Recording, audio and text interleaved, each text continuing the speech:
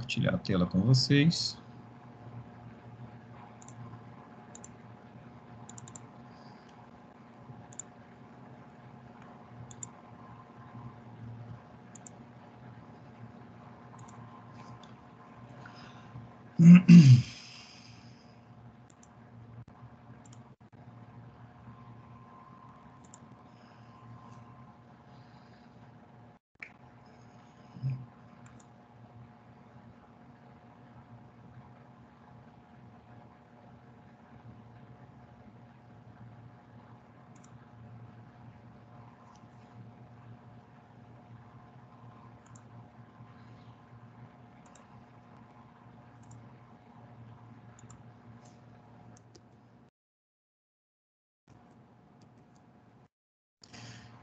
Vamos lá, pessoal. Vocês estão conseguindo me ouvir?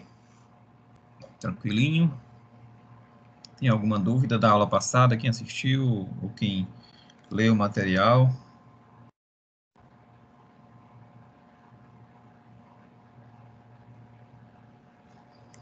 Então, vamos lá.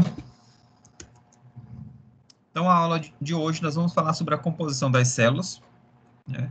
As propriedades físico-químicas da água e as técnicas de determinação do teor de água. Vamos dar uma breve revisão do que a gente já estudou em disciplinas anteriores do curso, né? Vocês devem ter estudado alguns desses conceitos que eu vou falar hoje nas disciplinas de ciências celulares e moleculares, disciplina de genética, nas ciências morfofuncionais. Então, quando você analisa os organismos a nível celular, as células, a gente percebe que os organismos eles são muito diferentes, né? Principalmente comparando os procariotos e eucariotos. E esses organismos menores, que consistem em células isoladas, são microscópios, né, como fungos, bactérias, alguns parasitas, né, eles têm algumas composições químicas semelhantes aos multicelulares. Já os organismos multicelulares, né, que compõem algumas poucas células ou até trilhões de células, eles entre si, no próprio organismo existem várias células diferentes, de tamanho variado, forma variada, função variada e especializações variadas. Aí nós podemos citar, no caso do organismo humano, as células musculares, as células cardíacas, os neurônios, as células de defesa, são células que têm funções, tamanhos, formas e morfologias variadas. Mas quando a gente analisa as propriedades bioquímicas e químicas, a composição, o teor de substâncias, essas diferenças elas se tornam menores, se tornam mais sutis, vamos dizer assim, né? Porque apesar da morfologia ser diferente, a composição química é muito próxima, a quantidade de sódio, potássio, de proteínas, lipídios, carboidratos, o teor de água varia muito pouco. Então, comparando aí as células procariotas, elas têm algumas características em comum, apesar de possuírem, de existirem diversos tipos de micro-organismos procarióticos, eles possuem algumas características em comum. Então, nós temos, e quando comparando também as células procarióticas com eucarióticas. Então, todas as células, elas possuem citoplasma, né, que é uma membrana lipoproteica rica em fosfolipídios, que separa o interior da célula do meio externo. Perdão, citoplasma é a parte interna, né, a parte gelatinosa do interior da célula, onde estão ali submersas nesse gel as organelas citoplasmáticas, no caso das células eucarióticas, e no caso das células procarióticas, está ali diluído os ribossomos e o nucleossoma, né, que é o DNA diluído nesse citoplasma. E aí sim, a membrana plasmática, que é uma membrana externa, separa o conteúdo celular do meio externo. É uma membrana que contém lipoproteínas, que contém fosfolipídios de membrana, uma membrana dupla, e tem proteínas ali de superfície que funcionam como receptores, que funcionam como proteínas adesivas, dependendo do tipo de proteína. No caso das células eucarióticas, é encontrado o núcleo, que é a região mais interna da célula, que é delimitada do restante da célula, do citoplasma, por uma membrana interna chamada de carioteca, ou membrana nuclear. Essa membrana ela é inexistente nas células procarióticas, né, onde o material genético do núcleo está disperso no citoplasma. E essa região, que é concentrada em material genético, é chamada de nucleóide. Diferente do núcleo das células eucarióticas, que é bem organizado e bem delimitado. E as membranas, as organelas contidas por membranas, né? Então, nas células procarióticas só existem os ribossomos, né? Porque é extremamente importante para a síntese de proteínas. Já nas células eucarióticas nós temos organelas membranárias, como mitocôndria, lisossomos, fagossomos, complexo de Golgi, retículo endoplasmático liso, retículo endoplasmático rugoso. Professor, mas o porquê que a gente precisa relembrar esses conceitos todos? Porque quando se trata de análise físico-química e microbiológica de alimentos, nós vamos analisar contaminações, presenças de micro-organismos que compõem o próprio alimento, né? Nós temos aí os probióticos, que são alimentos funcionais, que contêm micro-organismos que facilitam a digestão, né? E produzem vitaminas, como vitamina K, que é produzida por alguns micro-organismos. E também quando se trata de alimentos, nós temos vários alimentos de origem animal, de origem vegetal, e aí microscopicamente elas são compostas por células. Então é importante te relembrar esses conceitos que são pertinentes à disciplina. Então, a célula procariótica, ela é composta por ribossomos, né, que tem a função ali de síntese proteica, só que esses ribossomos, eles são diferentes das células eucarióticas. Existe ali uma composição diferenciada, né? A constituição dos RNAs ribossomais das células procarióticas é diferente das células eucarióticas. Algumas bactérias possuem o envelope celular, algumas possuem flagelos e, por conta disso, elas têm capacidade de locomoção, de propulsão através dos batimentos dos flagelos. O pili, né, que é uma projeção citoplasmática que que tem a função adesiva, e elas podem também formar pontes citoplasmáticas entre bactérias, formando uma conjugação, e pode ocorrer troca de material genético, né, dos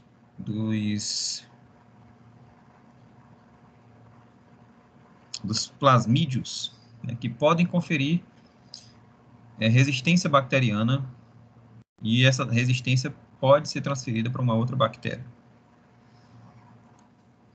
O nucleóide é uma região do citoplasma da célula procariótica que é rica em material genético.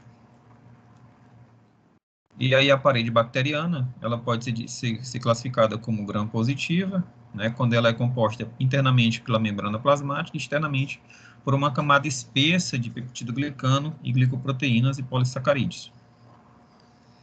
Ou pode ser uma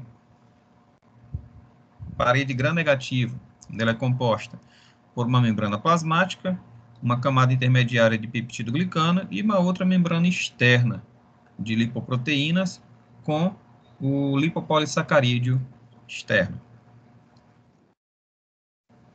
Existem algumas bactérias que possuem um tipo de membrana de parede bacteriana diferenciada, né, que confere a essas bactérias uma maior resistência ao calor. São bactérias termais, que são encontradas em ambientes extremamente quentes.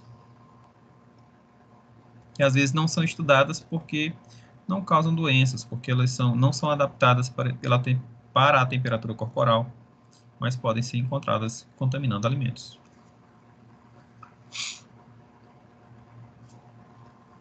Já a célula eucariótica animal tem ribossomos, que tem a função de síntese proteica. Os peroxissomos têm a função de desintoxicação, né? A neutralização do peróxido de hidrogênio, por exemplo, através da ação da enzima peroxidase. O citoesqueleto, que é uma rede de proteínas que funciona como arcabouço da célula, tem a função de sustentação, semelhante ao esqueleto do organismo humano. E também funciona como ancoragem para as estruturas de movimento, né? E auxilia o movimento de organelas também. O lisossomo, que é uma vesícula rica em moléculas digestivas, facilita a digestão celular.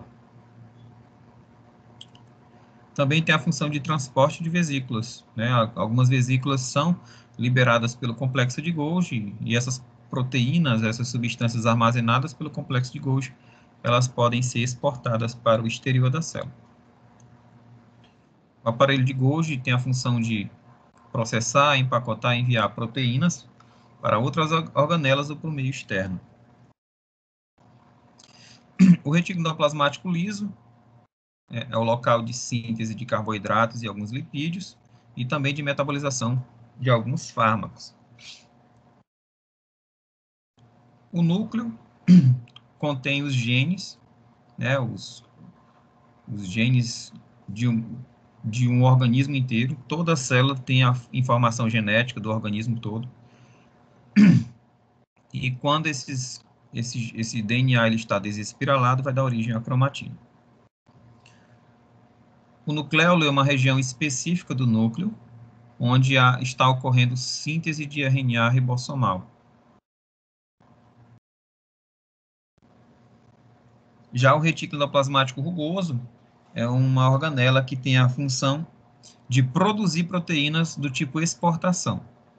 Então, são proteínas que serão produzidas pela célula que vão ser exportadas para o seu exterior. As proteínas de consumo próprio são sintetizadas nos ribossomos livres. A mitocôndria tem a função de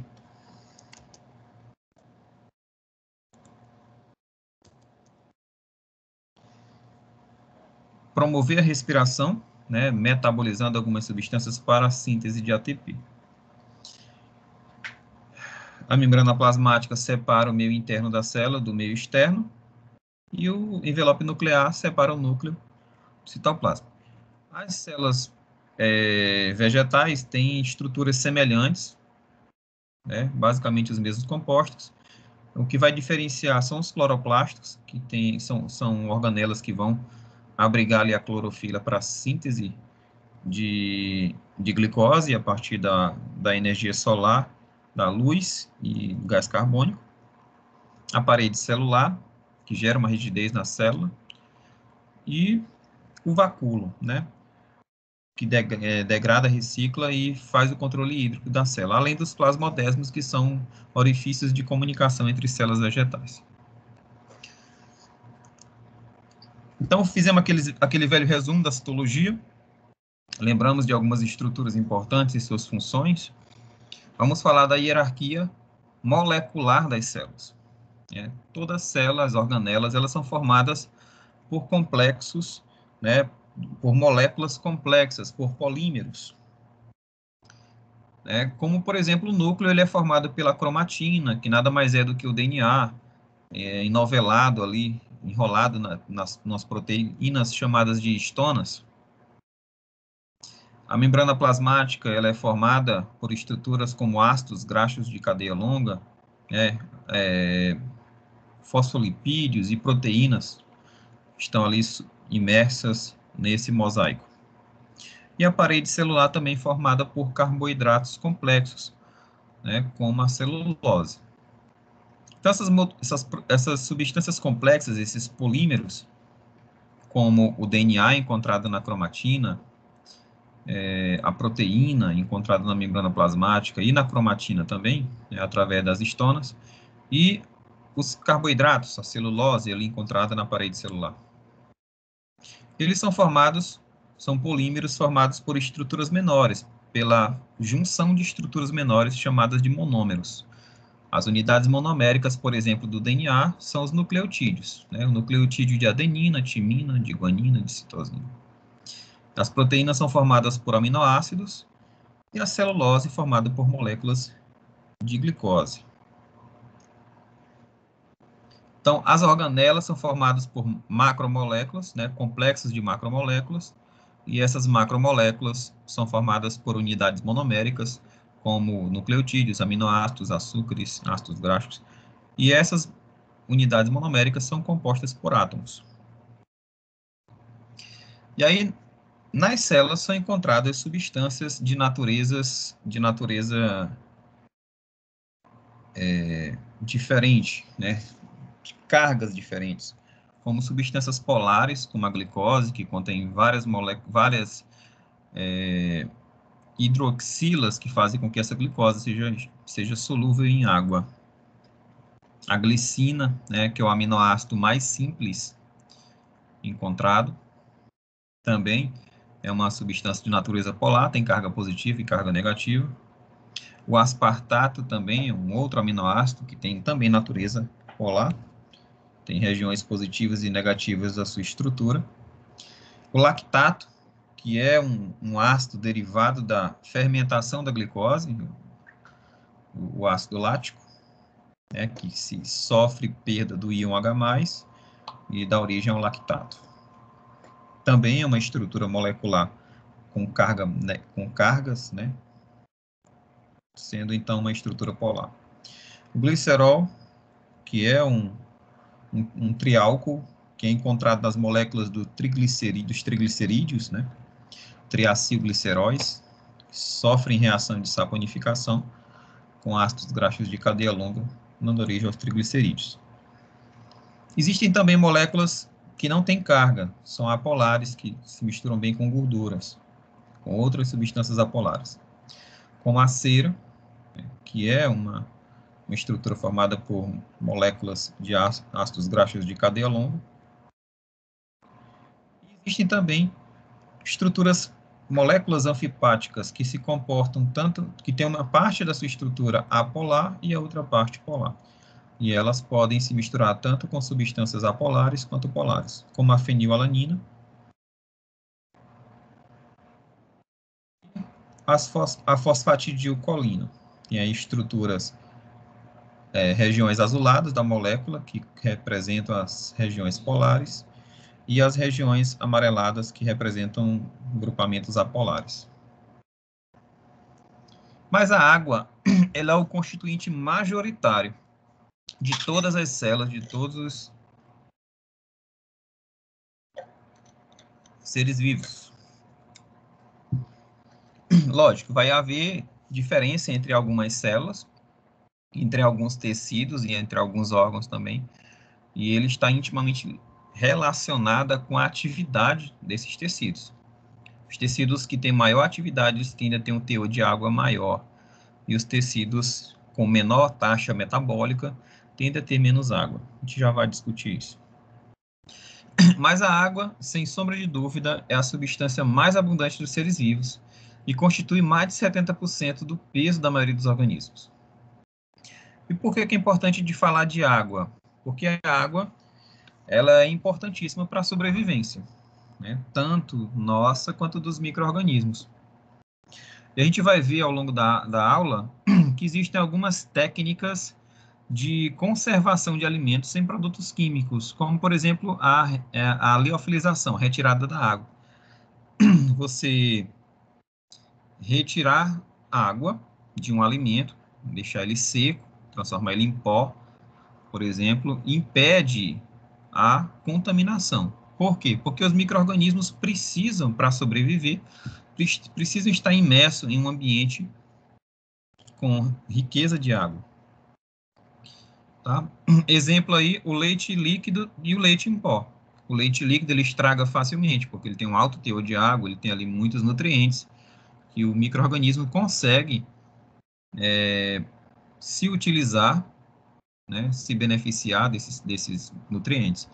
Só que o leite em pó também tem a mesma composição, praticamente os mesmos constituintes químicos que o leite líquido. A diferença é que o leite em pó não tem água. Ele passou por um processo de liofilização, foi retirada a água do leite. E aí muitas pessoas acham que o leite em pó é uma coisa totalmente diferente do leite da vaca. Não é. Ela foi feita a partir do leite da vaca. O que acontece é que esse leite líquido, ele passou por um processo de retirada da água, chamado de liofilização. E aí, 1 litro de leite, quando você retira toda a água, ele dá mais ou menos 200 gramas de pó, porque a cada 20% do leite líquido corresponde a substâncias sólidas, 80% é água.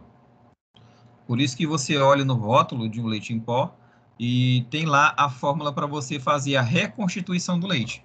Ou seja, reconstruir esse leite ao que ele era originalmente. Você vai colocar uma parte de leite para 4 partes, uma parte de leite em pó para 4 partes de água. Geralmente 2 colheres de leite em pó para 200 ml de água. Mais ou menos isso. E aí você reconstitui o leite na proporção original dele. Então, a molécula de água, ela é uma molécula que tem uma angulação entre os dois hidrogênios, tem um momento negativo e momentos positivos, regiões ali que são positivas e regiões negativas, porque o oxigênio é um átomo eletronegativo, ele acaba deixando os elétrons ali mais próximo, a nuvem eletrônica mais próxima dele, e os hidrogênios com essa nuvem eletrônica mais distante, gerando ali motivos polares. Essa água, quando ela sofre cristalização, quando ela congela, ela tende a formar cristais hexagonais. Eles se arranjam em cristais hexagonais, onde o hidrogênio de uma molécula de água vai se aproximar do oxigênio de outra molécula, formando assim estruturas, e forma um vácuo no meio dessas moléculas. Por isso que o gelo, né, a água, é uma das poucas substâncias que, quando congelada, ela dilata. A maioria dos outros líquidos, quando ela sofre congelamento, quando ela baixa a temperatura, elas diminuem o volume. A maioria das substâncias em estado líquido, normal, quando elas sofrem solidificação, elas diminuem de volume, e quando elas aumentam a temperatura, elas aumentam de volume. Só que a água, ela não obedece a esse processo. A água, à medida que ela vai esfriando, ela vai diminuindo de volume, mas quando chega a 4 graus Celsius, abaixo de 4 graus Celsius, ela vai aumentando o volume por conta desse processo de cristalização, que gera ali uma distância entre as moléculas. A água, ela vai se interagir com diversas estruturas químicas, com diversos grupos funcionais, como a hidroxila do álcool, a carbonila da cetona, as estruturas carbonila e amina dos aminoácidos. Então, a água, ela interage com muitas moléculas, com boa parte das moléculas, e ela acaba sendo considerada um solvente universal. Ela não vai diluir tudo, mas ela dilui boa parte das estruturas encontradas nas células.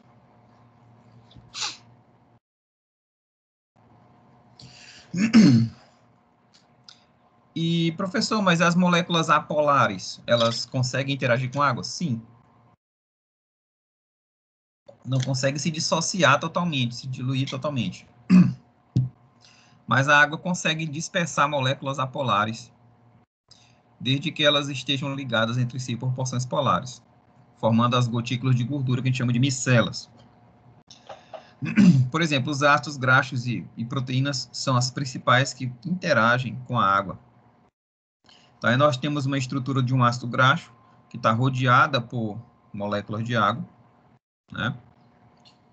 Essa interação faz com que essas moléculas de lipídios, elas deixem a estrutura polar da sua molécula viradas para as moléculas de água, e as estruturas apolares viradas para o interior. Então, as porções polares ficam viradas para a água e as porções apolares para o interior. Isso melhora a interação entre essas moléculas com a água. A água também interage com substâncias polares, como o íon cloreto de sódio, né? Faz ali a interação tanto quanto com o cloreto quanto com o sódio. A interação com o cloreto, os íons H+, vão se aproximar do cloreto, e a água, que é o oxigênio da molécula de água, que tem mesma carga que o cloreto, se distanciam. Com o sódio é o oposto, né?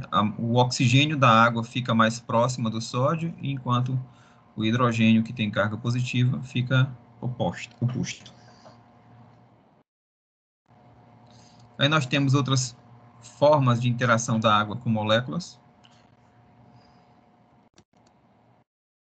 Estão conseguindo acompanhar, pessoal? Tem alguma dúvida? Sim, professor. Ótimo. Se tiver alguma dúvida, é só falar. Então, a água, o nome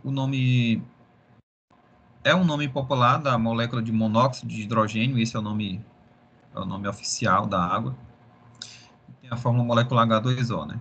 É a molécula mais comum, mais conhecida. Ela é o único composto encontrado naturalmente em nosso planeta em seus 3 estados físicos básicos.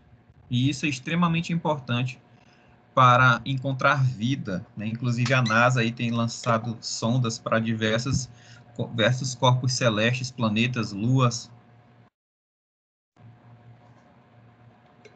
com o intuito de encontrar sinais de vida e também intuito de encontrar condições habitáveis. E a condição mais buscada, mais ansiada pela NASA é encontrar um corpo celeste que tenha água nos 3 estados físicos encontrados naturalmente. Encontrar um corpo celeste que tenha água no estado sólido, líquido e gasoso, como é encontrado aqui na Terra. E isso possibilita a vida. Então, nós encontramos a água em estado sólido nas geleiras polares, no estado líquido nos oceanos, nos rios, nos lagos, e no estado gasoso na atmosfera, no ar que a gente respira, formando ali a umidade relativa do ar. Isso tudo em estado natural. Essa água do nosso planeta, ela cobre 71% da superfície do nosso planeta. Lógico, a grande parte dessa água não é potável, ela é salgada, né? Só, se eu não me engano, 10 ou 12% da água do mundo é potável, encontrado nos mananciais dos rios, nos lagos e nos lençóis freáticos. Acho que 2% ou 3%, eu não lembro. Eu sei que boa parte dessa água potável é encontrada no Brasil. O Brasil, parece que, se eu não me engano, ele possui 12% de toda a água potável do mundo. Então, 97% dessa água potável estão nos oceanos, 2,4% nas geleiras e nas calotas polares, e 0,6% dessa água são encontrados nos rios, lagos, lagoas e aquíferos, né, subterrâneos. 0,001% na forma de vapor na atmosfera. Essa água ela constitui cerca de 40% a 80% do corpo humano.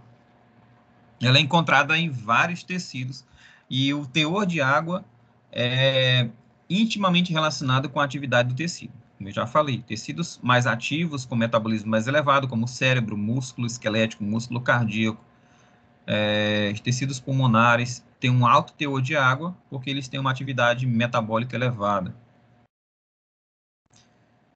Então, aqui nós temos a representação percentual de alguns tecidos do corpo. O cérebro, 75% do cérebro é água. Coração também, 75%. Os pulmões, 86%, assim como o fígado. Os rins têm 83%. Músculo, 75%. E o sangue pode chegar até 81%. Então, as células do nosso corpo, elas têm um percentual de água que varia entre 70% e 85%. Né? Lembrando que ainda existe o líquido intracelular e o líquido extracelular, né? O líquido extracelular, a composição de água pode variar também. Então, o interior da célula, ela é encontrado meio coloidal, né? O citoplasma, que é uma gelatina. E esse citoplasma tem duas composições básicas. Na verdade, duas apresentações básicas. O citogel e o citosol. O citogel é uma estrutura, uma parte do citoplasma que tem menor teor de água, ele é mais gelatinoso, e o citosol ele é mais fluido, com maior teor de água. Esse teor de água, né, nas células também varia no organismo de acordo com a idade, com o sexo, com a adiposidade e com os estados patológicos. A idade, né, as crianças têm um teor de água muito maior do que os idosos. Os idosos têm um tecido mais desidratado.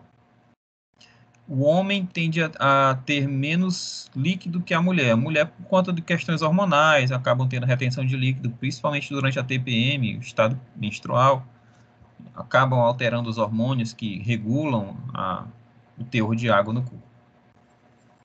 A adiposidade. Indivíduos que têm uma massa adiposa mais avantajada, né, que tem um IMC mais elevado, acabam tendo menor teor de água por conta do tecido adiposo. Em alguns estados patológicos, a pessoa pode se desidratar, né, reduzir o teor de água, ou pode sofrer retenção de líquidos. Vamos falar um pouquinho das funções da água. Vocês teriam noção de quanto que a água é importante. Como eu já falei, sem a água não existe vida. Ela é um solvente biológico universal, porque ela consegue tornar um solvente de reações químicas. Muitas reações químicas e enzimáticas acontecem em um ambiente aquoso. Ela é reagente também de reações inorgânicas, ela participa de algumas reações inorgânicas, né, como hidrólise, como reações de hidratação, enfim. E ela é um meio de dissolução de compostos polares, como aminoácidos, íons, proteínas, açúcares. Então, ela dissolve ácidos, bases, sais, né, como, por exemplo, o cloreto de sódio. Aí nós temos o cristal, né, a estrutura cristalográfica do cloreto de sódio, e depois esses íons cloreto e sódio dissociados com a molécula de água. A água também mantém a pressão osmótica dos fluidos e do volume das células.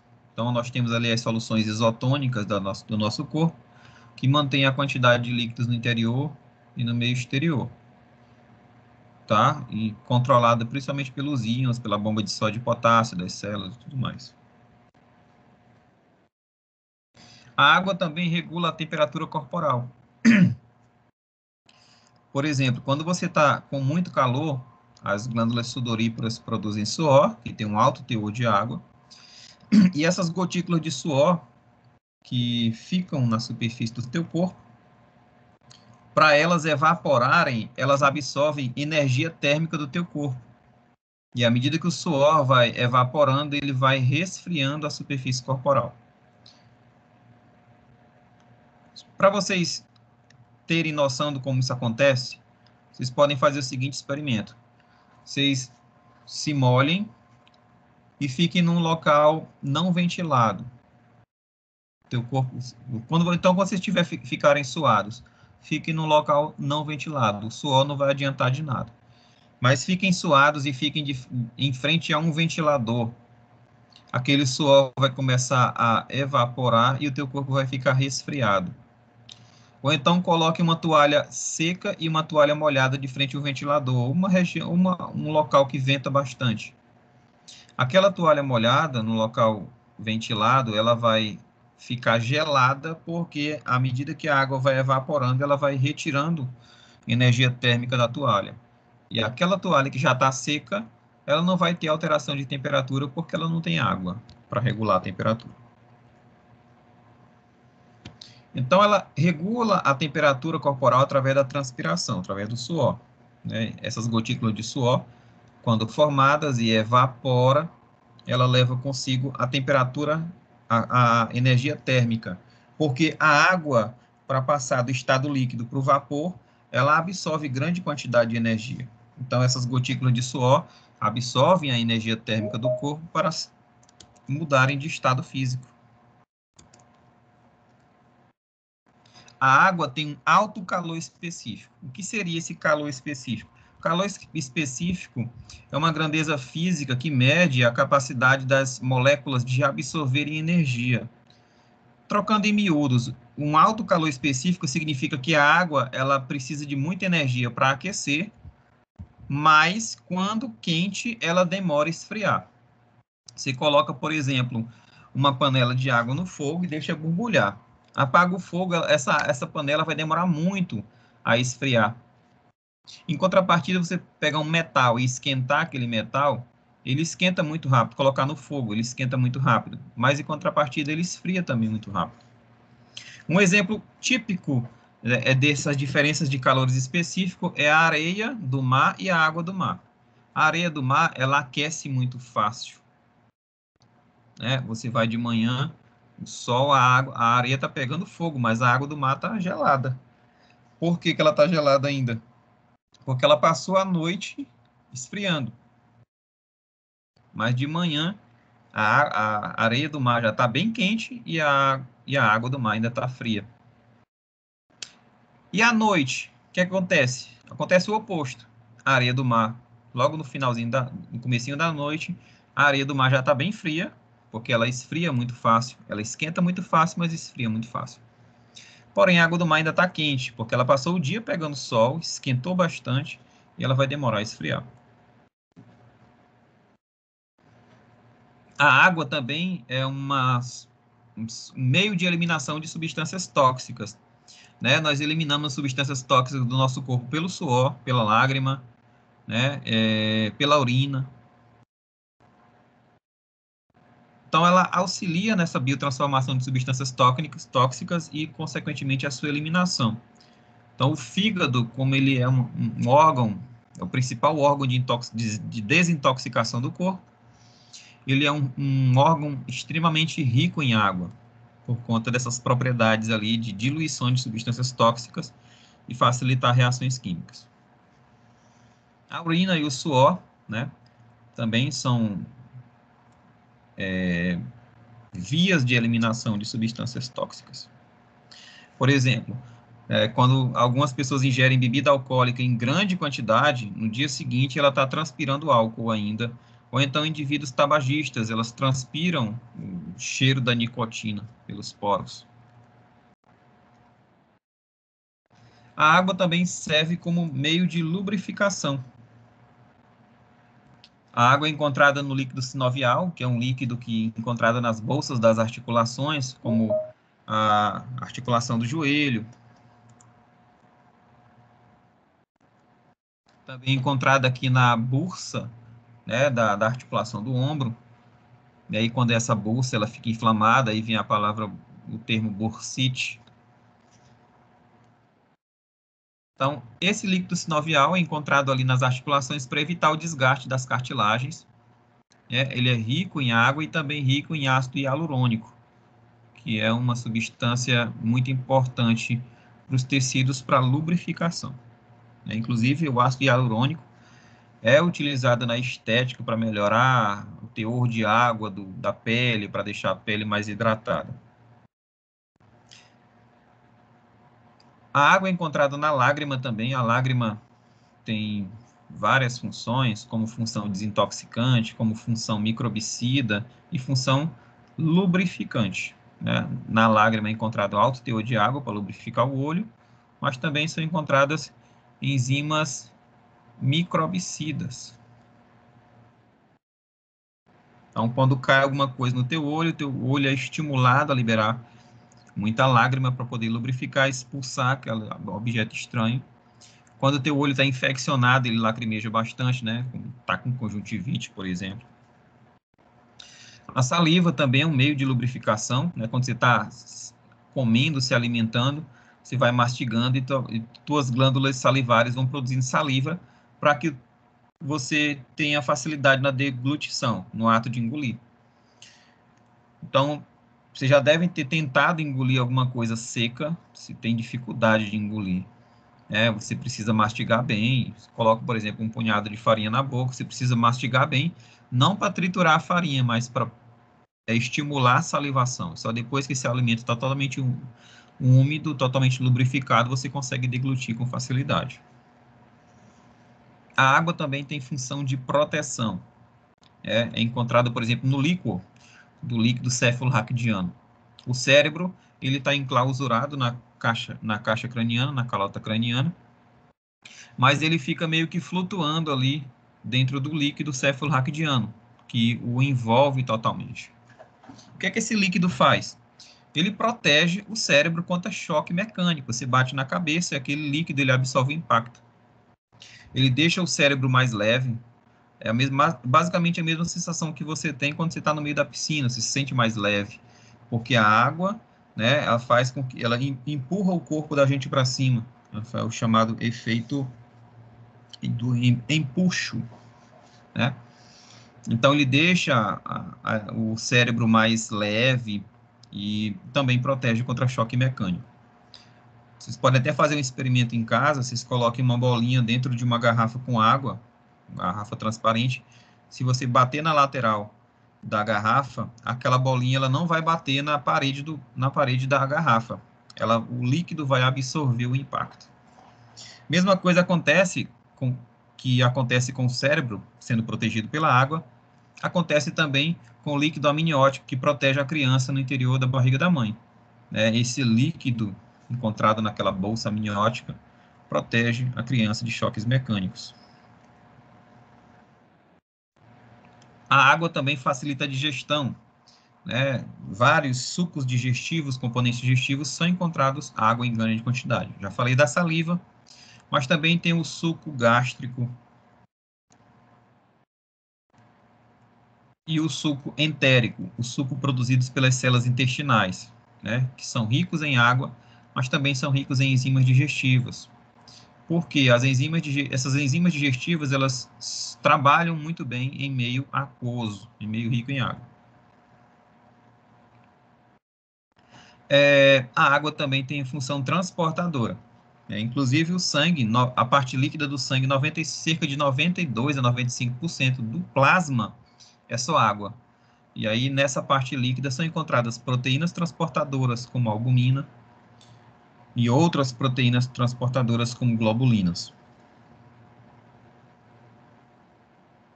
Então, ela tem a capacidade de transportar moléculas hidrossolúveis, né, como as vitaminas hidrossolúveis, proteínas, carboidratos. Já falando sobre as propriedades físicas da água, né? Ela possui diversas propriedades físicas muito importantes. E elas são bem especiais quando comparadas a moléculas semelhantes a ela. Por exemplo, o ponto de fusão da água é zero. Ela solidifica a 0 graus. Isso nas condições normais de temperatura e pressão, ou seja, ao nível do mar e na pressão atmosférica. Água pura, né? 100% pura. O ponto de ebulição da água é de 100 graus Celsius, ou seja, ela ferve a 100 graus Celsius na temperatura e pressão normal, 100 ntp. E a água também tem uma tensão superficial grande. O que seria essa tensão superficial? A superfície da água ela é dura. Tanto é que alguns insetos, por a água ter uma tensão superficial muito grande, alguns insetos conseguem caminhar, alguns animais conseguem caminhar sobre a superfície da água sem que as suas patas rompam essa dureza, essa tensão entre as moléculas encontradas na superfície da água. Também a gente observa essa tensão superficial forte quando você enche um copo acima do limite da borda. A água ela fica uma forma curva acima da borda do copo, vamos dizer, e mesmo assim ele não transborda, né, decorrente dessa tensão superficial elevada. Tem um calor específico elevado, quer dizer que a água demora, absorve muita energia para poder mudar de estado físico, ela demora a esquentar, mas também demora a esfriar. A densidade da água varia de acordo com o estado físico, né? O gelo, ele é mais leve do que a água líquida, tanto é que você coloca um cubo de gelo num copo com água, ele fica boiando, né? O iceberg, por exemplo, apesar de 90% do iceberg estar submerso, tem 10% ali que está boiando. Por que que isso acontece? Porque o gelo, a estrutura cristalográfica do gelo tem vácuo ali entre as moléculas, como eu falei. Por isso que o gelo ele se expande, a água se expande quando congela. Ela tem uma dilatação anômala e ela tem uma difusividade térmica variante ali, dependendo do estado, né? O gelo difunde o calor mais do que a água.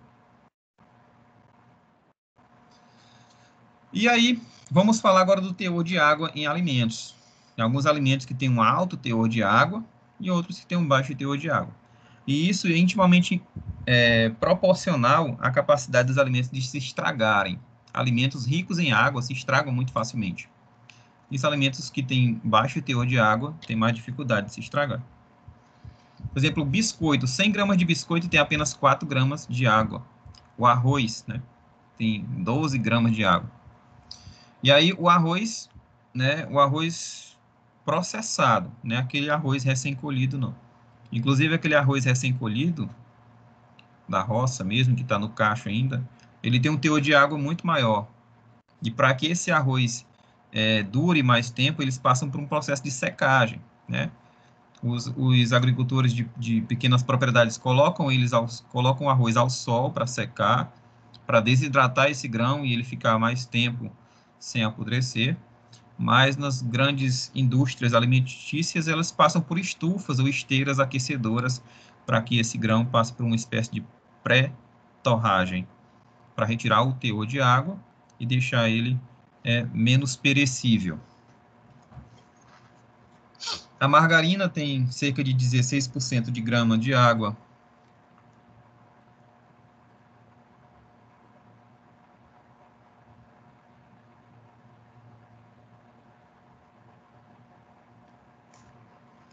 É, 16 gramas de água para cada 100 gramas de alimento. O mel de abelhas tem 22. E aí nós temos os alimentos com maior teor de água, né? Banana, leite, tomate, melancia, o alface. Por incrível que pareça, o alface tem mais água do que a melancia. E por isso esses alimentos são facilmente perecíveis por conta do alto teor de água. Porque micro-organismos, eles conseguem, né, se proliferar muito mais facilmente nessas superfícies do tomate, da melancia e do alface, por conta desse alto teor de água. Por isso que alguns alimentos passam por processo de desidratação e até de desidratação química, né? Faz a salga na carne, aquele excesso de sal desidrata a carne. Além do excesso de sal, impedir a proliferação de micro-organismos. Ou então submerge a carne em gordura, né, como é feito, por exemplo, em alguns, antigamente, que se colocava carne de porco submersa na banha, ou coloca ao sol, né, a carne de sol, uma forma de conserva também, retirar a água através da insolação, ou através da salga, né, que eu falei, da carne de charque. Então, a atividade da água, o teor de água, existe uma formulazinha que a gente calcula a atividade da água. A atividade da água é como se fosse a água disponível no alimento para ser utilizado por micro-organismos. Quanto maior a atividade de água, mais facilmente perecível esses alimentos. Então, exemplo de alimentos com alta atividade de água, nós temos carnes, legumes, frutas, carnes frescas, frutas e legumes frescos. São alimentos que facilmente se estragam por conta dessa alta atividade da água. E alimentos com baixa atividade de água, nós temos os grãos torrados, as conservas, os pós, né, como o trigo, como a farinha, né, são substâncias com baixo teor de água e micro-organismos não conseguem se multiplicar nesses alimentos. Uma das propriedades encontradas nos alimentos é a famosa água ligada aos alimentos. O que seria essa água ligada aos alimentos? A água ligada aos alimentos é a porção aquosa do alimento que se mantém em contato com os solutos e outros constituintes não aquosos. Essa água exibe motilidade reduzida e geralmente não congela a menos de 40 graus Celsius, a não ser que seja abaixo de menos 40 graus Celsius. Essa água ligada, ela se encontra em pequenas quantidades nos alimentos e não está disponível para o crescimento de micro-organismos e a reações enzimáticas.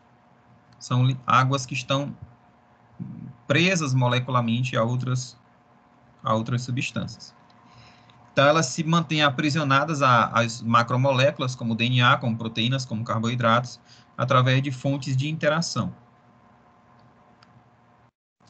Já a água livre é aquela água disponível para os micro-organismos, é a água que está solta, é a porção aquosa do alimento, que você espreme e essa água sai, que está presente nas mesmas características da água pura. Ela está disponível para o crescimento de micro-organismos e também para desenvolvimento de atividade enzimática, mas que não flui livremente no alimento. É a principal fração aquosa dos alimentos. Essa água livre é retirada durante o processo de secagem, né? É a água que está disponível para o crescimento do micro-organismo, ou para o processo de solidificação ou congelamento. Então, quanto maior o teor de água livre nos alimentos, maior a capacidade de perecibilidade, né? Os micro-organismos proliferam mais facilmente. Então, quanto maior o teor de água livre, maior a capacidade de crescimento de micro-organismos, maior a atividade enzimática de degradação e maior reações químicas. Como que se calcula essa água livre? É através dessa fórmula. AW é igual a P dividido por P0. Onde AW é a atividade da água, P é a pressão de vapor da água do alimento e P0 é a pressão atmosférica. Aqui nós temos uma tabela que mostra diferentes faixas de teor de atividade de água e os alimentos que têm esse teor de atividade de água e os micro-organismos que se proliferam nesses alimentos. Então, alimentos que têm uma atividade de água acima de 0,98. Nós temos aí carnes frescas, pescados frescos, verduras e leite. Nesses alimentos, a maioria dos micro-organismos que alteram os alimentos se multiplicam nesses alimentos e todos os patógenos transmitidos por alimentos também se multiplicam nesses alimentos aí citados. Alimentos que têm uma atividade de água entre 0,98 e 0,93, como pão evaporado, o leite evaporado, leite em pó, o pão, os embutidos cozidos. Nesses alimentos se multiplicam as enterobactérias, como salmonela, e também as bactérias ácido-láticas, né, os lactobacilos. Atividade de água entre 0,93 e 0,85, nós temos a carne seca bovina e o leite condensado. Esse leite evaporado é aquele leite fervido, não é o leite em pó. Nós temos aí o Staphylococcus aureus, fungos produtores de micotoxinas, leveduras e fungos são os micro-organismos primários dessa alteração desses alimentos. Alimentos com teor com atividade de água entre 0,85 e 0,60, nós temos farinhas, cereais, vegetais desidratados. Nesses alimentos não se multiplicam bactérias patogênicas, ou seja, bactérias que causam doenças. Mas esses alimentos podem sofrer alteração, mudança de cor, mudança do teor nutritivo, porque elas podem ser contaminadas por outros micro-organismos, como xerófilos, osmófilos e halófilos. Alimentos com atividade de água abaixo de 0,60. Confeitos, massas, biscoitos, leites e ovos em pó. Esses alimentos não se multiplicam com micro-organismos, embora possam seguir sendo viáveis por muito tempo. Então, antes de falar de umidade de alimentos, eu passo a oportunidade para vocês de fazerem alguma pergunta, caso precisem.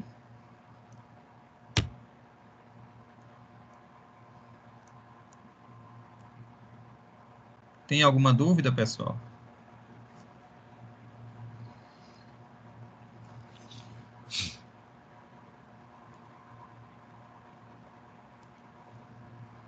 Estão conseguindo entender?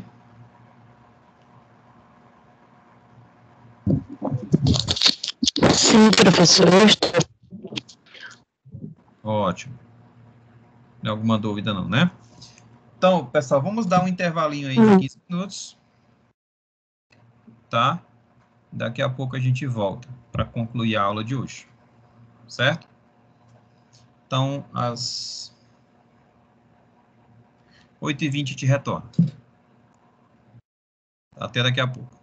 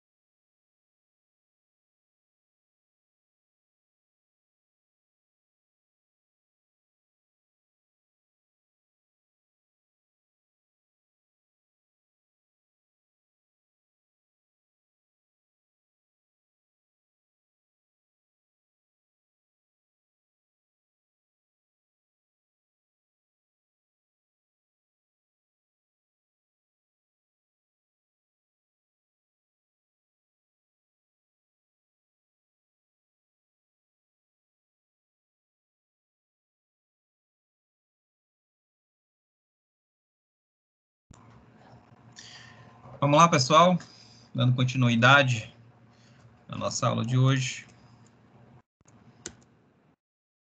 Então, nós estávamos falando sobre a importância da água. Inicialmente, nós falamos sobre a constituição dos seres, das células procarióticas, eucarióticas, tanto vegetais quanto animais.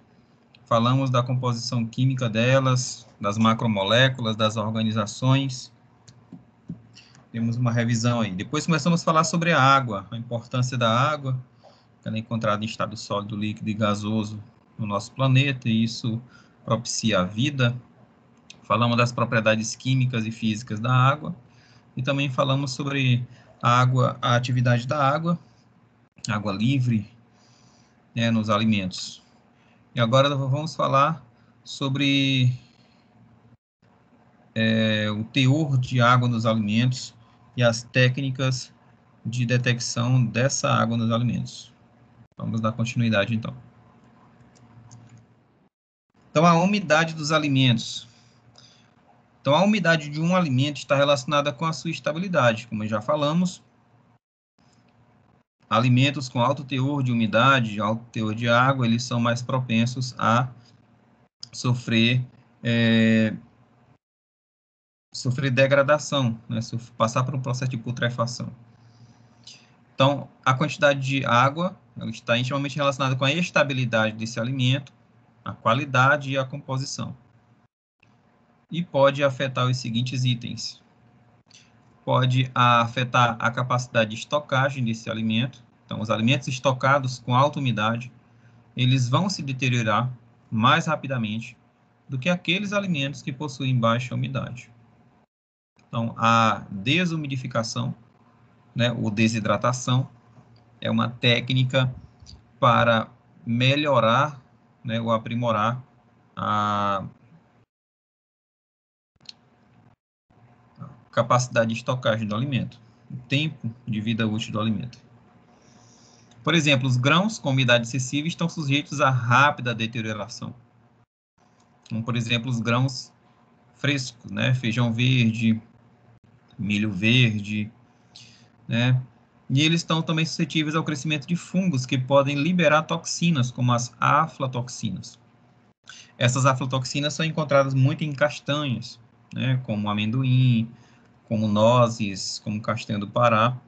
E esses fungos liberam essas aflatoxinas que são altamente hepatotóxicas. Então, o consumo em grande quantidade de castanhas contaminadas com esses fungos pode gerar uma agressão hepática crônica com o tempo, uma hepatite crônica. Então, nós temos exemplo aí das castanhas, de alguns cereais, como amendoim, feijão, milho seco, né? E feijão verde. Então, alimentos que têm teores elevados e outros com teores baixos de água, que isso implica diretamente na capacidade de estocagem desses alimentos.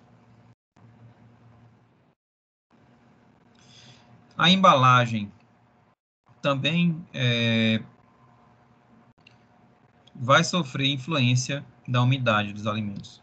Quando uma embalagem ela não é hermeticamente fechada, ela pode proporcionar a passagem de umidade para os alimentos e, consequentemente, facilitar a degradação desse alimento, né? Como, por exemplo, um biscoito que acabou de ser aberto. Biscoito aberto, a embalagem foi rompida, e essa embalagem rompida, ela facilita a penetração de umidade oriunda do ar atmosférico.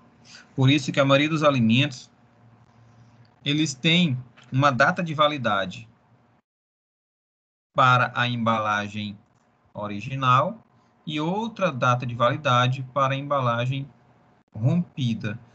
Alguns alimentos têm lá uma observação: conservar alimento após aberto, consumir após tantos dias, até após tantos meses, porque uma vez essa embalagem original sendo rompida, violada, esse alimento ele vai perder essa proteção da embalagem, vai captar umidade, vai estar propício à contaminação por micro-organismos mais facilmente.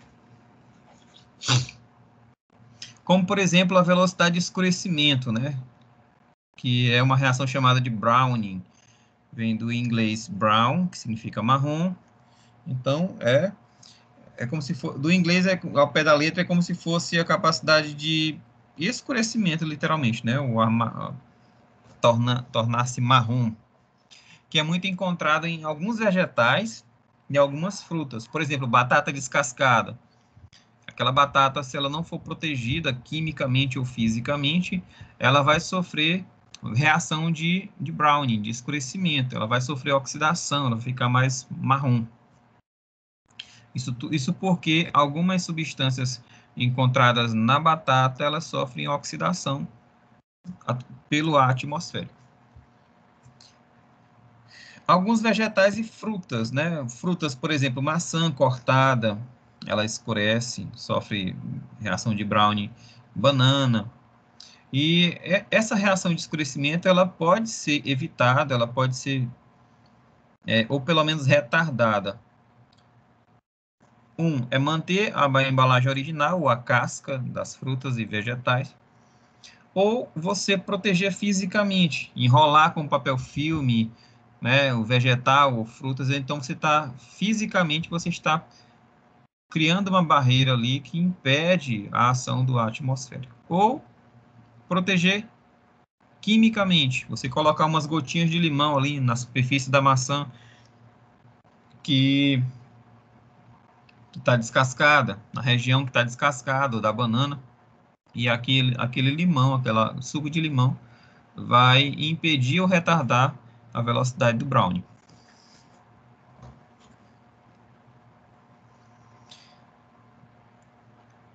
Outra condição que pode aumentar a velocidade de escurecimento é a capacidade de absorver oxigênio ou umidade, né? Como, por exemplo, do ovo em pó.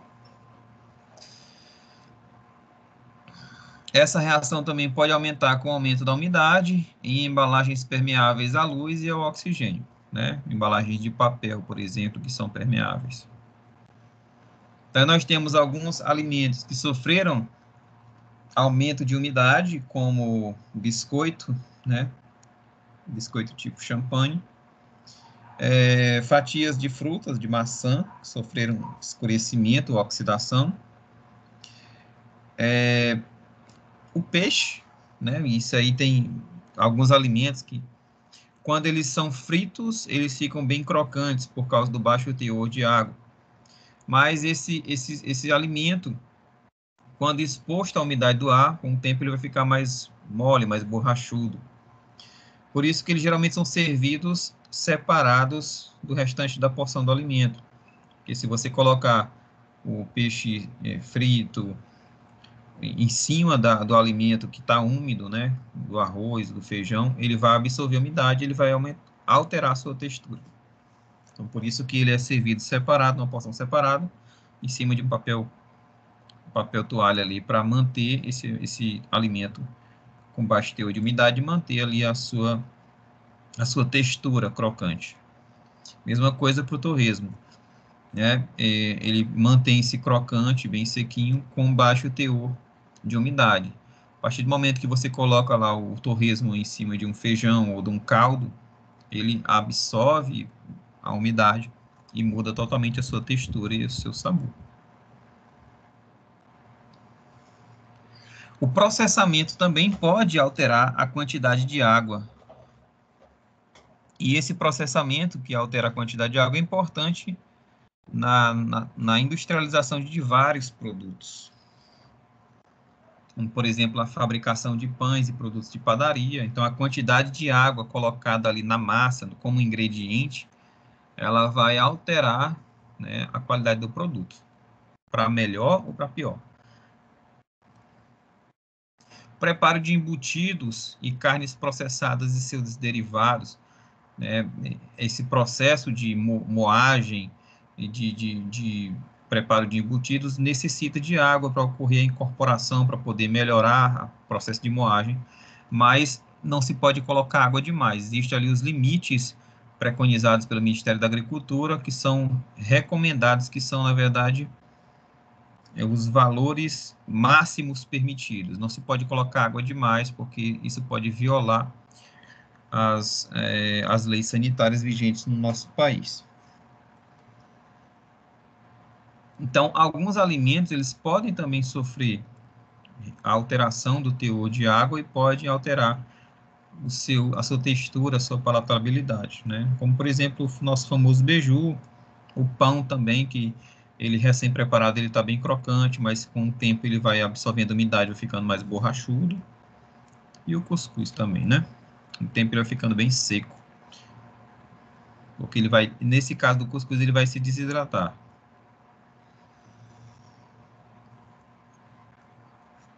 Aqui nós temos uma tabela que mostra o limite máximo de umidade permitida em alguns alimentos. Nozes, por exemplo, vai de 4% a 9%. O leite em pó só de 7%. Cacau de 7% a 10%. Soja de 9% a 13%. E aí, nós temos aí, os que têm maior teor de hidratação são as frutas desidratadas, 18% a 25%.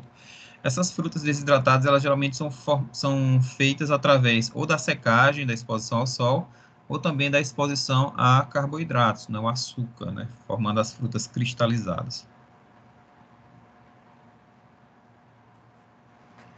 Quais são, então, os métodos para a secagem dos alimentos? Nós temos, quais são os métodos de determinação da umidade utilizados na indústria alimentícia, que nós vamos fazer em laboratório também para determinar a umidade de alguns alimentos. Nós temos os métodos de secagem, são métodos físicos, os métodos de destilação e os métodos químicos, além dos métodos físicos. Essas técnicas de determinação de umidades, eles são muito simples, mas eles são imprecisos.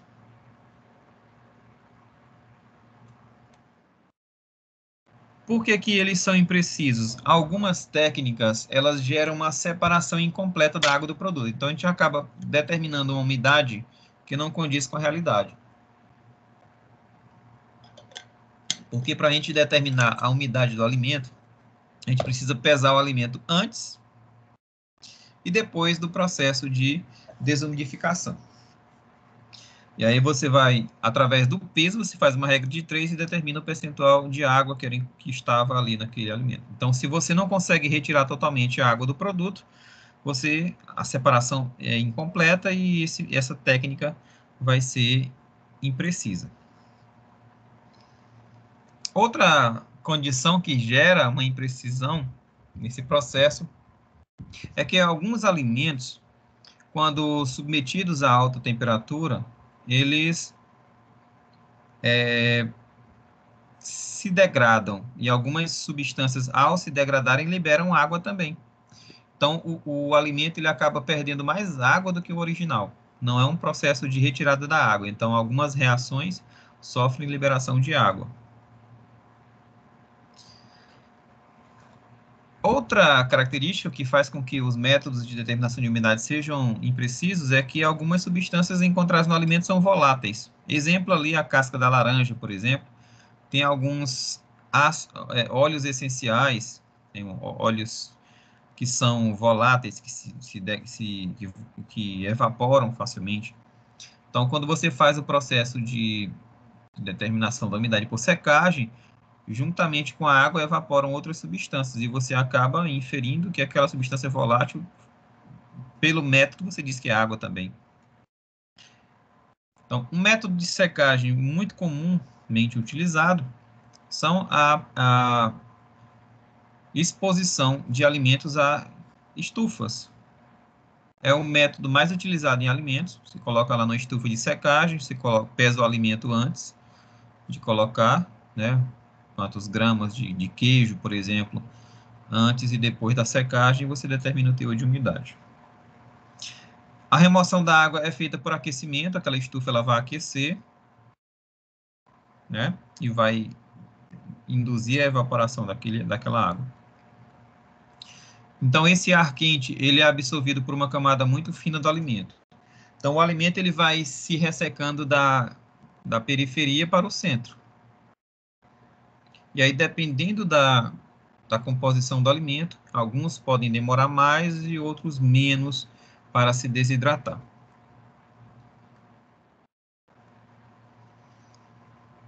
Como, então, se preparar as amostras para serem para passarem para o processo de secagem em estufas?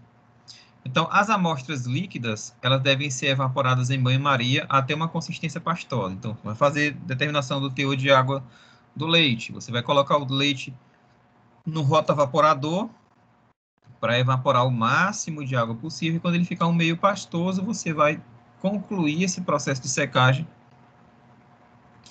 na estufa.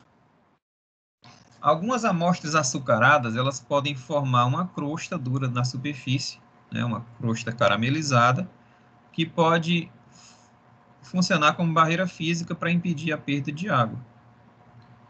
Então, o que é que se faz no caso de amostras açucaradas? Você adiciona areia, asbesto ou pedra pómez em pó misturado com essa amostra para aumentar a superfície de evaporação.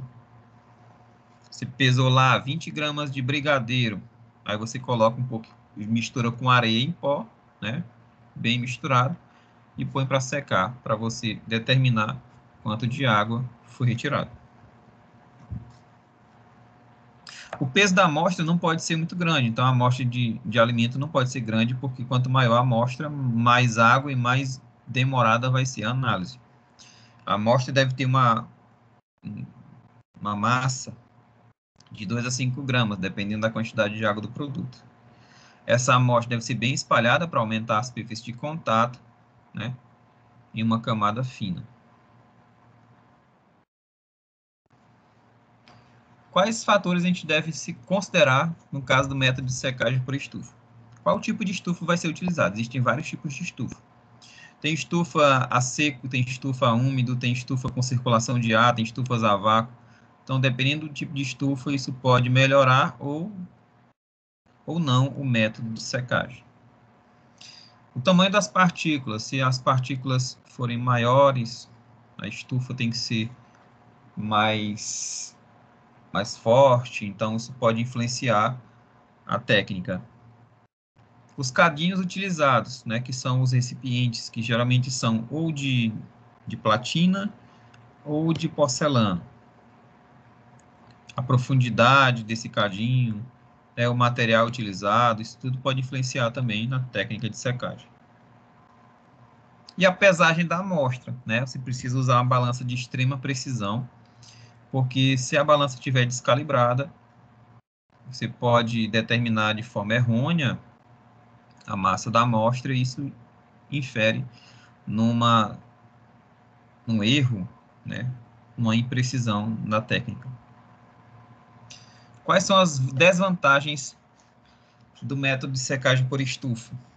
Os alimentos com baixa condutibilidade térmica, ou seja, aqueles alimentos que têm dificuldade de se aquecer totalmente. Alimentos que têm uma remoção incompleta da água. Alimentos que podem gerar superestimação da perda de água porque possuem grande quantidade de substâncias voláteis. E alimentos que podem sofrer decomposição de açúcares e, consequentemente, né, formar ali uma levulose e gerar perda de água também. A volatilidade de algumas substâncias de alimentos. A variação da temperatura dentro da estufa, porque geralmente quando você vai fazer o método de secagem, você faz em triplicata. Você pega 3 amostras do mesmo material, coloca na estufa e você depois faz a determinação do teor de água dos 3 e faz uma média. Só que dependendo de onde essa amostra foi colocada, isso pode gerar uma variação, porque tem áreas da estufa que aquecem mais e áreas que aquecem menos. Então, pode ser que uma amostra tenha tido uma eficácia maior no método de secagem do que outros, e isso gera um erro entre as amostras, gera um desvio padrão entre as amostras. Outra desvantagem que deve ser considerada é que no método de secagem pode gerar um processo de aceleração de reações em carboidratos, que é o processo chamado de caramelização e a reação de Maillard. Outra técnica utilizada para a determinação do teor de umidade é a radiação infravermelha. Essa é o método mais efetivo e envolve uma penetração do calor dentro da amostra, uma radiação UV. Essa técnica encurta o tempo de secagem, é bem mais rápida, é 1/3 do valor do tempo necessário na estufa comum. Esse equipamento ele tem uma lâmpada que emite radiação ultravioleta com potência de 250 até 500 watts. E esse filamento desenvolve uma temperatura que vai de 2.000 a 2.500 Kelvin, cerca de 700 graus Celsius. O tempo de secagem, lógico, vai variar de acordo com a amostra. Algumas podem durar 20 minutos, né, que são alimentos que demoram mais a perder a umidade, como produtos cárneos, 10 minutos, no caso de grãos. A desvantagem dessa técnica é porque o aparelho, é necessário ter esse equipamento e só pode colocar uma amostra por vez. Outro método de secagem é bem utilizado, inclusive nas nossas residências, né, que é o micro-ondas. É um equipamento que emite ondas de curta amplitude e essas ondas, elas promovem a excitação das moléculas de água. Então, os alimentos com maior teor de água, eles aquecem muito mais rápido do que os alimentos secos. Por exemplo, você coloca um alimento no micro-ondas, se for caldo, ele esquenta muito rápido. E, às vezes, o prato não esquenta. Já perceberam isso? Por quê? Porque o prato, ele é um material com pouco teor de água, né? Principalmente se for prato de vidro ou de porcelana, que ele não infiltra tanta água, ele tem um baixo teor de umidade e, consequentemente, ele não vai sofrer a ação das micro-ondas, que essas micro-ondas são alvo a molécula de água, que é o principal alvo. Mas ele não é considerado um teste padrão. Pode ser utilizado, mas não é um teste padrão. Ele gera uma radiação ionizante, que aumenta a fricção entre as moléculas de água do alimento, gerando calor. Então, o alvo das micro-ondas é a molécula de água. Ele aquece as moléculas rápida e uniformemente, entre aspas, né? Quando você coloca um alimento grande no micro-ondas, às vezes o centro não aquece bem, né? E essas ondas, elas não são totalmente uniformes, por isso que aquele prato ele precisa ficar girando. Se aquele prato não girar, algumas regiões vão ficar superaquecidas e outras vão ficar frias, permanecer frias, tá? Porque existe ali um campo em que regiões estão sendo alvo das micro-ondas e sofrem aquecimento e outras não.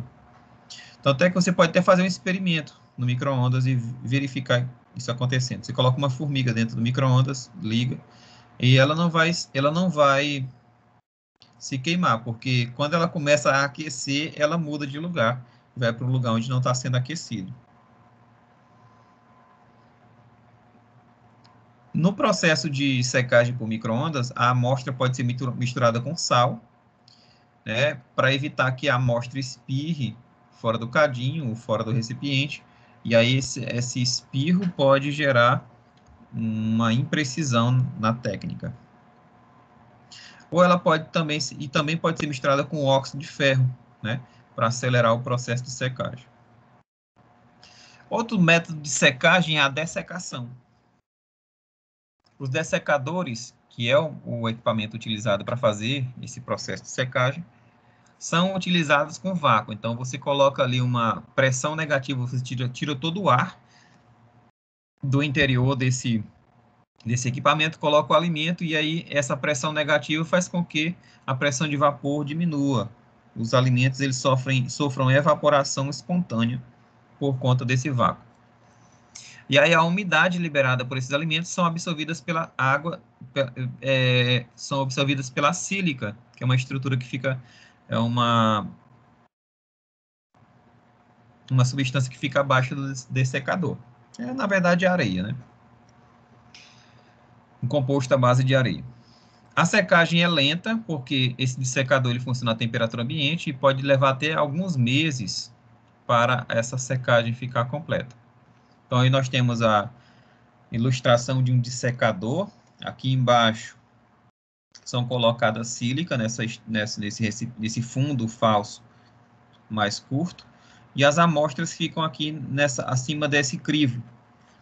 E essas substâncias vão liberando umidade, que vão sendo captadas pela sílica que está na parte de baixo.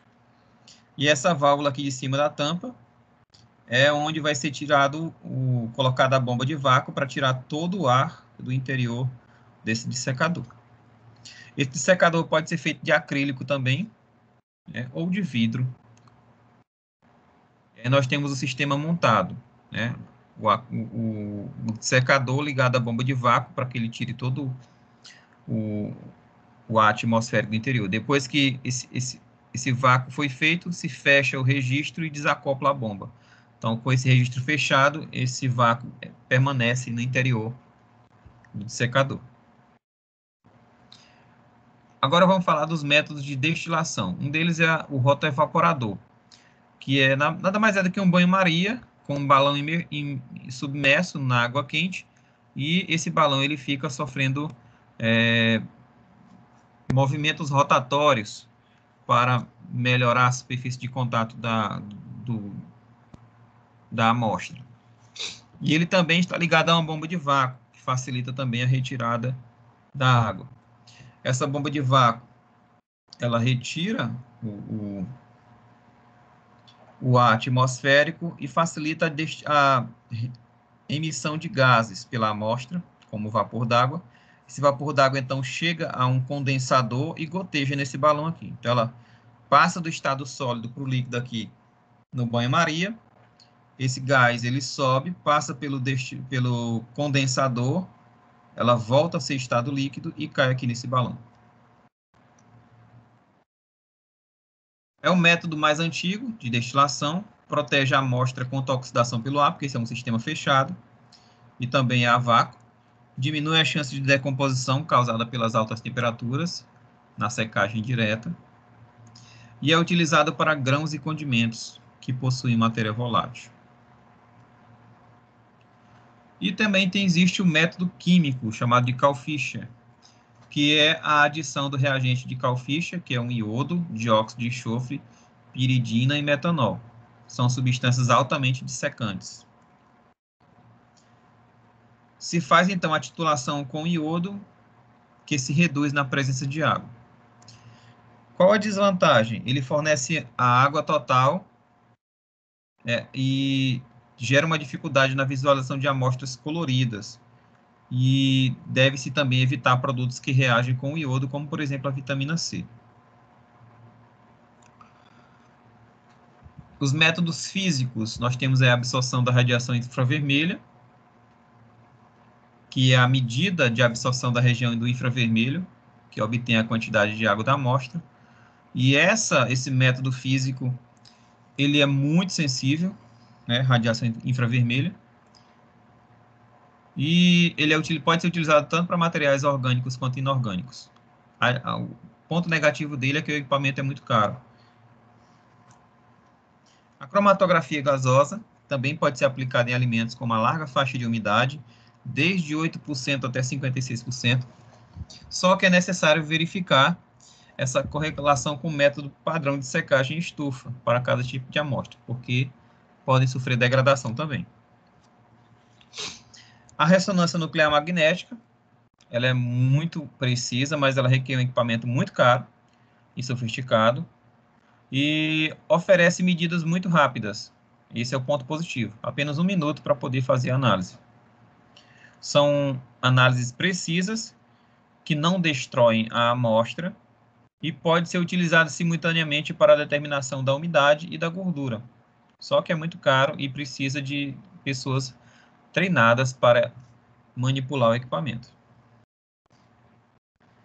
Existe também o índice de refração. Esse a gente tem na faculdade, é um equipamento bem simples, a gente vai fazer, inclusive para determinar o teor de açúcar no mel. Ele é um método simples e rápido, feito pelo refratômetro, né? É tipo como se fosse uma luneta que você analisa o índice de refração da água, da luz. O grau de desvio da luz quando passa pelo polarímetro. E essa técnica é baseada pela medida do ângulo de refração da amostra. A densidade é um método simples, rápido e barato, mas pouco preciso, utilizados com amostra de alto teor de açúcar. A quantidade de água é obtida através da medida da densidade da amostra. Outra técnica é a condutividade elétrica, que é baseada no princípio de que a água promove a passagem, conduz a eletricidade. Quanto maior a condutividade, maior o teor de água. Então, a quantidade de corrente elétrica que passa no alimento será proporcional à sua quantidade de água no alimento. É um método muito rápido, mas ele é pouco preciso. Os métodos, os ambientes aquosos, né, aquosos, as soluções aquosas, elas podem apresentar um teor maior ou menor de íons H+, e íon hidroxila, gerando acidez ou basicidade. Nós temos aí vários alimentos que têm um teor de acidez elevado, ou um teor de alcalinidade elevado, como, por exemplo, aí, alimentos que têm um alto teor de acidez, suco gástrico, limão, refrigerante de cola, vinagre, vinho tinto, cerveja, café preto. Uns que estão próximos da neutralidade, leite, saliva, água do mar, clara de ovo, lágrima. E uns que são altamente alcalinos, né? Alguns são alcalinos, como banana, e substâncias tóxicas, como limpadores à base de amônia, limpadores à base de alvejante. Então, essas substâncias, a acidez e a alcalinidade, também são propriedades importantes do alimento. É calculado pela forma do pH, e esse pH está intimamente ligado à concentração de íons H+, e íons hidroxila. O pH do meio é extremamente importante para a vida, né? Ele afeta a estrutura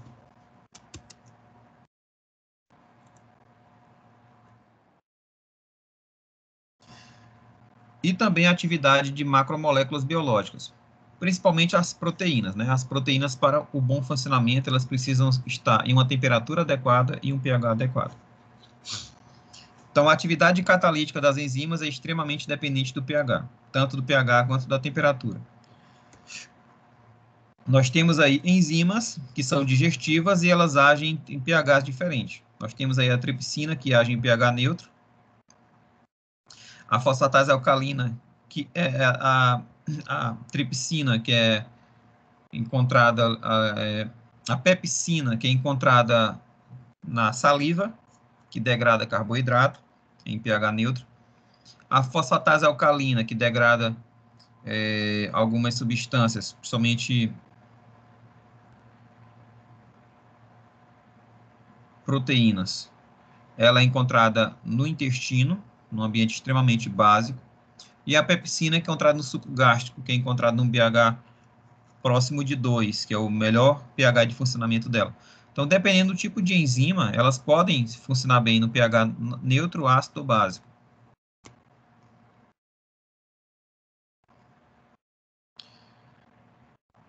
Outro mecanismo de acidez e de basicidade são mecanismos de tamponamento de alguns tecidos, como o sangue, né? Nós temos aí nas células vermelhas uma enzima chamada de anidrase carbônica, que tem a capacidade de converter gás carbônico e água em ácido carbônico. E esse ácido carbônico se dissocia, dando origem ao íon bicarbonato, que é extremamente básico, e o íon H+, que é extremamente ácido.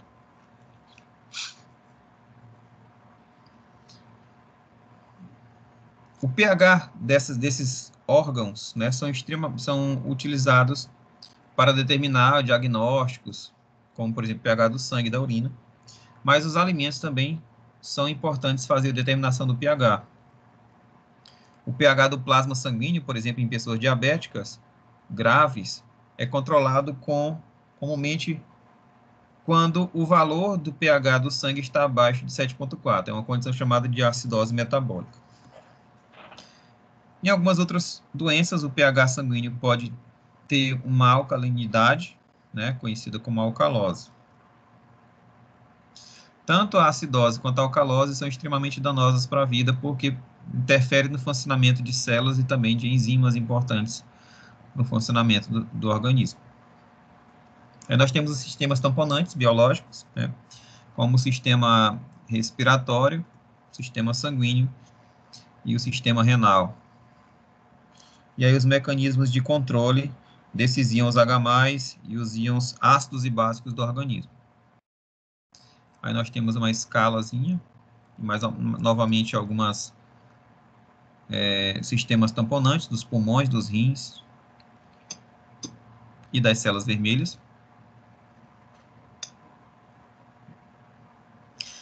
Aqui é só falando sobre o pH, né, do sangue, quando pode causar acidose e alcalose, e o mecanismo de compensação, tanto pulmonar quanto renal.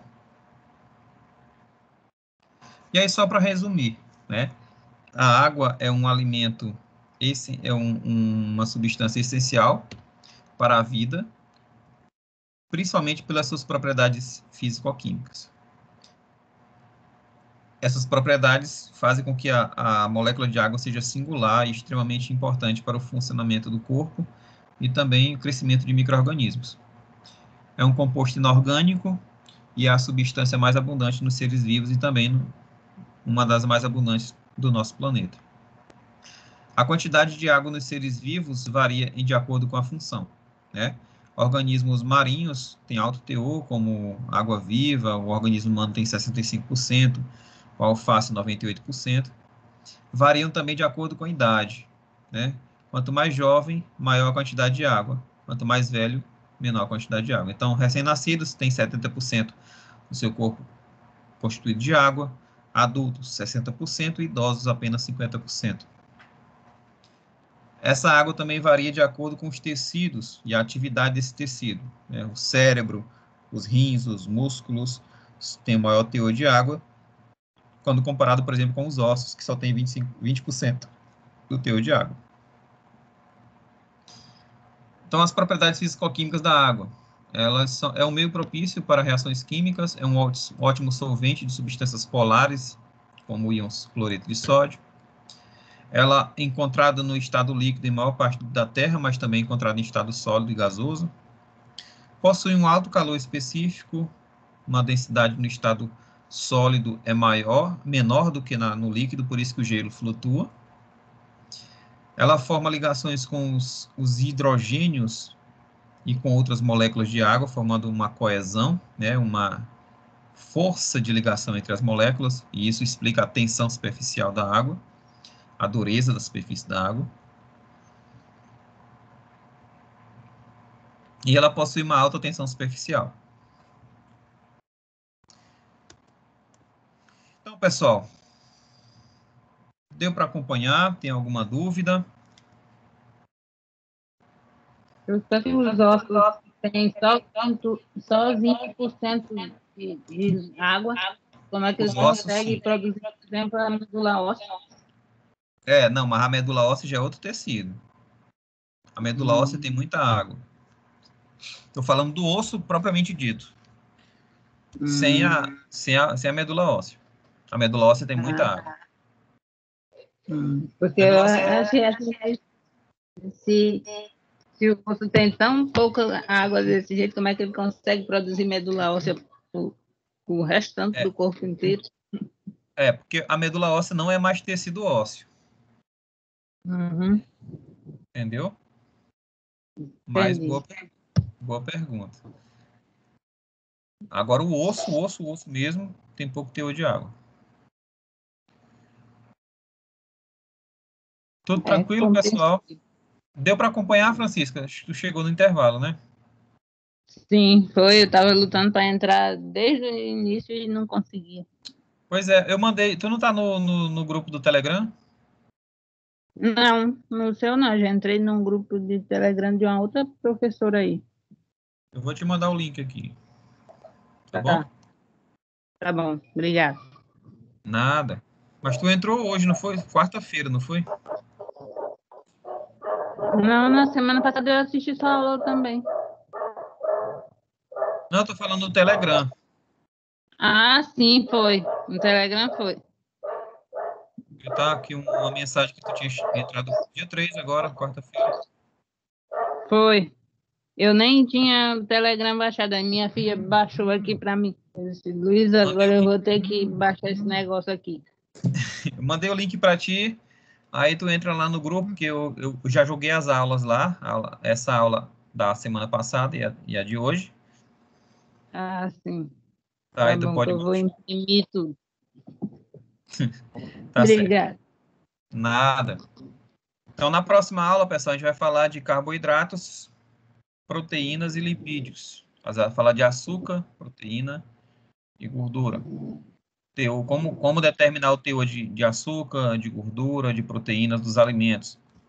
Que é uma das técnicas de rotulagem. Se vocês olharem a maioria dos alimentos industrializados, tem lá a composição nutricional daqueles alimentos. Teor de carboidrato, gorduras trans, gorduras cis, gorduras totais, vitaminas, sais minerais. A gente vai aprender a fazer o doseamento de todas essas substâncias aí. Certo? Tranquilo? Deu para acompanhar? Alguma dúvida? Deu para acompanhar esse restinho. Ótimo. O início da aula foi mais uma revisão, a gente falou sobre as células, a composição das células, as organelas. Aí começamos a falar sobre a água, né, a importância da água. E depois do E foi intervalo nós daí que começamos... eu peguei. Não, aí quando a gente falou sobre a água em si, as propriedades físicas, químicas, a importância para a vida, aí a gente deu um intervalo, a gente começou a falar sobre as técnicas de detecção da água nos alimentos. Aí nós falamos sobre o teor de água, a água ativa, umidade e as técnicas. Tranquilo? Tranquilo. De boa? Então, pessoal, no mais, eu agradeço a todos pela paciência, pela presença e desejo a todos uma boa noite e até a próxima aula, se Deus quiser. Tchau, tchau. Boa noite. Tchau, Boa tchau. noite.